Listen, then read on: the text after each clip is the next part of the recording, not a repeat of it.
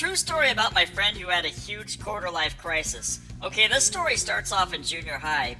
I knew this guy back then and he was one of my good friends. Anyways, his parents were ultra religious. In fact, his parents didn't like me because I wasn't a full-blooded Christian. I mean, back then I went to church maybe once every 2 months, and I went for Easter and Christmas and stuff like that. But I wasn't one of those kids who had the Bible memorized, like this kid. But, anyways, he was a pretty good looking guy back then. He had a full head of hair, he was in shape, and he did sports and stuff like that, So then after 8th grade, for the 4 years of high school, his parents pulled him out of school.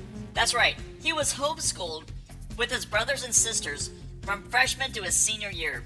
So I didn't see him or have contact with him for a solid 4 years of his life. And then after that, 4 or 5 years passed and I still never heard from him. I just never saw him around. I just had no contact with him. Then one day, I took a junior college class, and there he was in one of my classes, and he truly looked unrecognizable. The instructor literally had to do a roll call for me to identify who he was by name. At 25 or whatever, he was completely bald, he was grossly overweight, and he basically looked like he was 40 or something like that. This dude aged horribly. I almost thought he was one of the assistant professors sitting there in the classroom when I first rolled in, and he literally looked gross. So we started talking in college again, and we were pretty stoked to see each other after all these years. We went out to lunch after one of our classes, and he laid down his complete life story for me, so here we go. So we basically met and married some chick from his church at age 18. I looked at old IG pictures of them, and she looked pretty good back then, but as time went on, she put on a little more weight. Anyways, he got married pretty young at 18 and they had 2 kids, and he never really got to experience high school or college life. He never really got to hang out with his group of friends and, go do guy stuff together and stuff like that.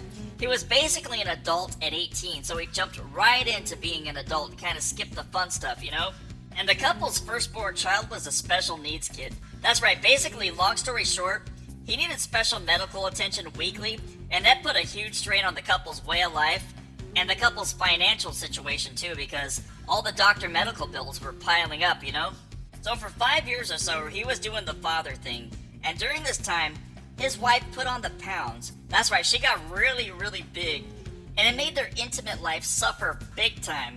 And because of their lack of intimacy, he developed a very, very bad porn addiction.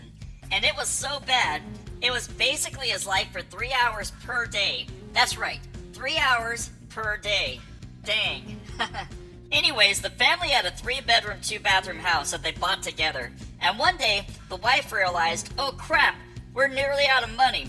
So the wife ordered him to get a better job. The problem was, he never graduated college or high school, so his job options were pretty limited. The only thing this guy could really do was join his family's longtime church with a job there, or join the army. So he joined the army, and after the second day of boot camp, he quit. That's right, after day 2, he had enough and he quit. He could not handle it.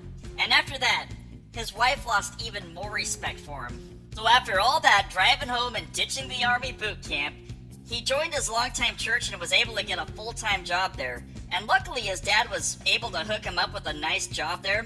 So he was working at the church full-time, and then one day, he got in trouble for being on a porn site at the church. That's right. I don't know exactly what happened or what he did, but somehow he got in trouble for doing something along the lines of, being on a porn site at the church, and he got caught. So his church ordered him to go to Addicts Anonymous for 6 months and get therapy.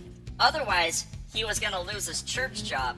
So what he was ordered to do was he had to get rid of all the browsers on his phone, and he also had to get rid of home internet too.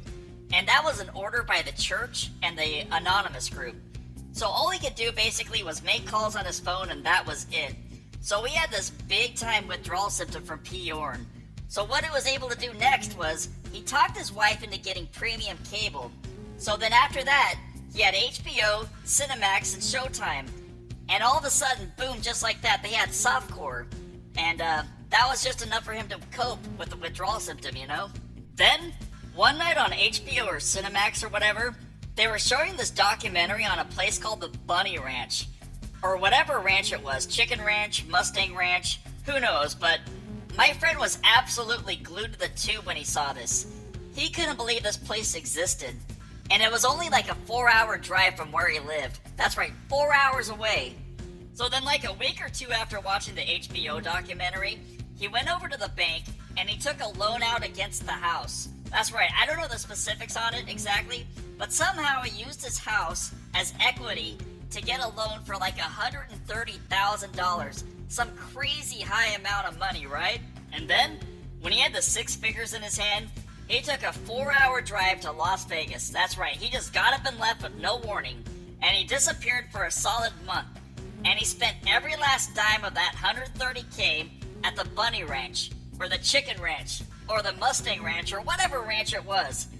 All of his fantasies came true, and he was able to, make up for lost time. Because you gotta remember, he got married at 18 to the first chick he fell in love with, so he never got to sleep around, he never got to ride the V carousel.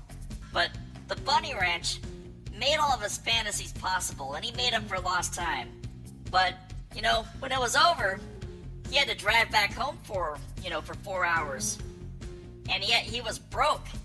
And, when he got home, he had to face his fat wife. And he had to go home to his 2 kids. And long story short, his wife and kids moved in with her parents. He was fired from the church job, and the 2 ended up getting divorced. He took a job at a local retail store, and he started doing classes at a local junior college. And that's where I met him, after not seeing him since like 8th grade or something like that. And there you have it, my friends. That was the story of my friend's insane, true story, quarter-life crisis. Crazy stuff, right? So, go MGTOW.